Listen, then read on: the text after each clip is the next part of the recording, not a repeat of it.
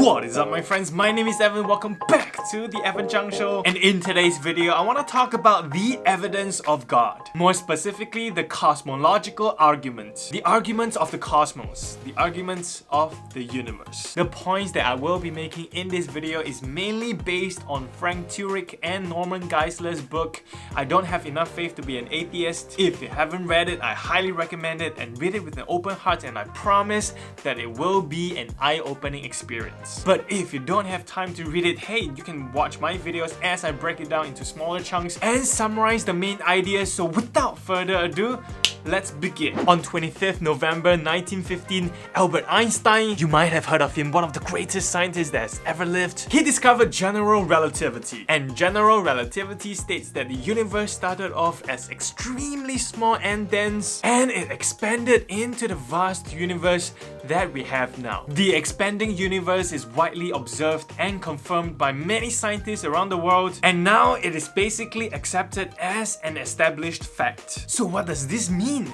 This means that the universe had a beginning. If the universe had a beginning, then it had a cause. In logical form, this argument goes like this. Everything that had a beginning had a cause. The universe had a beginning. Therefore, the universe had a cause. Everything that had a beginning had a cause is also known as the law of causality, which is the fundamental principle of science. Without the law of causality, science is impossible, right?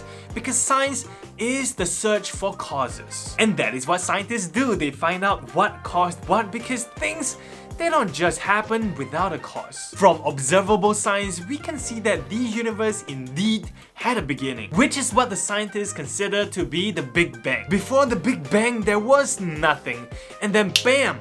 There's something. Einstein's general relativity theory also shows that time, space, and matter, they're correlative, which means that they are interdependent, meaning you can't have one without the other. So before the Big Bang, there was no time, there was no space, and there was no matter. Now, when we look at the second law of thermodynamics, which is the study of energy and matter, the second law states that with any energy transfer or transformation, it will increase the entropy. Entropy is the degree of disorder and randomness of the universe. So the second law states that with any transfer of energy, it will result in a loss of some usable energy, which means that the universe is running out of usable energy day by day. And one day, all the energy will be gone and the universe will die. Just like a running car, the universe one day will run out of gas. Now, let's look at the first law of thermodynamics. It states that the total amount of energy in the universe is constant. The universe only has a finite amount of energy, just like your car only has a finite amount of gas. So if your car has a finite amount of energy and your car is running right now, wouldn't it make sense to say that at some point of time you started your car? So if the universe is eternal, then it would have ran out of energy long time ago. But here we are. So the universe must have begun sometime in the finite past, i.e. the universe is not eternal, it had a beginning. Now, atheists like to look for the natural cause of the universe. It must be natural. But as we can see, nature and all the natural forces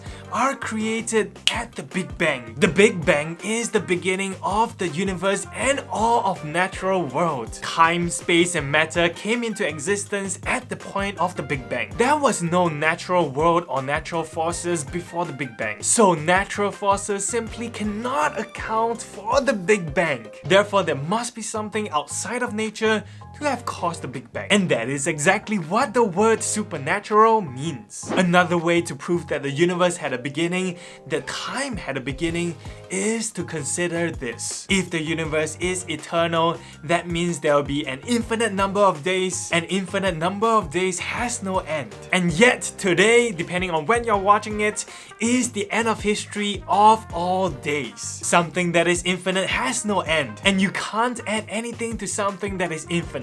But tomorrow we will add another day to our timeline. So our timeline is undeniably finite. And also think about this. If there were an infinite number of days before today, then today wouldn't even have arrived. But then again, here we are. So there must have been only a finite number of days before today. And there you have it, time must have a beginning. And since time had a beginning, the universe is not eternal, the universe had a beginning, then there must have been a beginner, i.e. God. But atheist has a problem with that. The main objection of an atheist is that, then how about God? Who created God? Does God have a beginning as well? If God has a beginning, then who is the beginner of God? Well, actually, it is really simple. If time, space, and matter had a beginning, then the beginner must not consist of time, space, and matter. In other words, whoever created time, space, and matter must be timeless, spaceless, and immaterial. If God is timeless, i.e. if God is eternal, does eternal has a beginning? When we talk about beginning, we're talking about time. When did God start to exist? But God doesn't start to exist. God is timeless and eternal, so God always existed. Atheists are right about the existence of eternity. But as we can see, the universe is not eternal. So whoever created the universe must be eternal, i.e. God. And that is basically it for today's video. If you found this video helpful in any way, I appreciate it if you drop me one of this. And don't forget to subscribe and turn on the notification bell if you don't want to miss out any of my future videos on faith. Have a good day, y'all, and I'll see every one of you in my next video. Bam!